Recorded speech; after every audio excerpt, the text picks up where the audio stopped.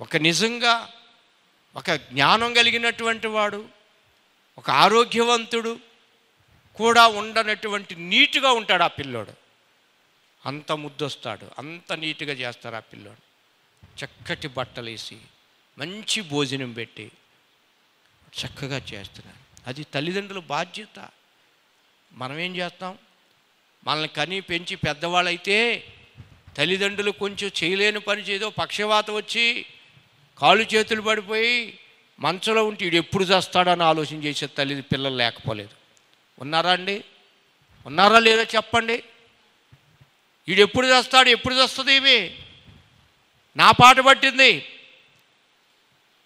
అని ఎదురు చూసేటువంటి పిల్లలు లేకపోలేదు సమాజంలో.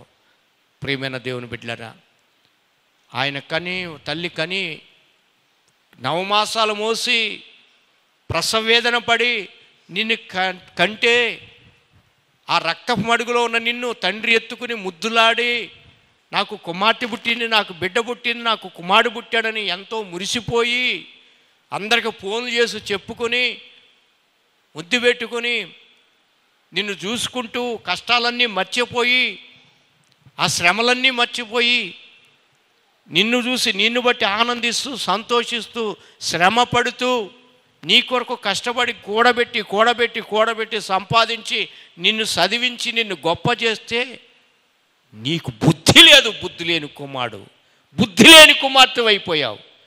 తల్లిదండ్రులను నిట్టూరపరుస్తున్నావు, నీవు ఏడిపిస్తున్నావు, నీవు దుఃఖపరుస్తున్నావు తల్లిదండ్రులు.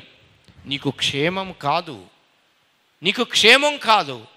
నీ తల్లిదండ్రులు దుఃఖపడటం, నీ తల్లిదండ్రులు ఏడుస్తాం నీకేమాత్రం కూడా ఆశీర్వాదం కాదు. నేను ఖచ్చితంగా దేవుని సన్నిధిలో చెబుతున్నాను. అటువంటి దుర్మార్గపు కుమారులు కుమార్తెలు కనుక మీరు కలిగి ఉంటే మీ బ్రతుకులు మార్చుకోండి. ఇప్పుడే బ్రతుకులు మార్చుకోండి. తండ్రి కాళ్ళు పట్టుకోండి, తల్లి కాళ్ళు పట్టుకోండి,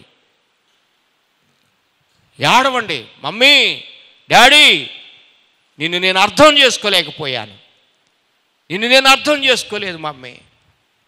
నా కోసం నువ్వు ఎంత త్యాగం చేశావు, నా కోసం ఎంత బాధ్యత కలిగి ఉన్నావు. ముసలోడైతే చాలు దుర్మార్గులు ఓల్డేజ్ హోమ్ ఒకటి తయారు చేశారు. ఇప్పటికి ఓల్డేజ్ హోమ్లు వచ్చేసినాయి. ఎంత డబ్బైనా ఖర్చు పెడతారు కానీ తల్లిదండ్రుల మధ్యలో ఉంచుకోవటానికి ఇష్టపడరు ఈనాడు. దుర్మార్గపు కోడళ్ళు, దుర్మార్గపు అల్లుళ్ళు, దుర్మార్గపు కుమారులు, దుర్మార్గపు కుమార్తెలు. అర్థమవుతుందండి? బతుకులు మార్చుకోండి. జాగ్రత్త.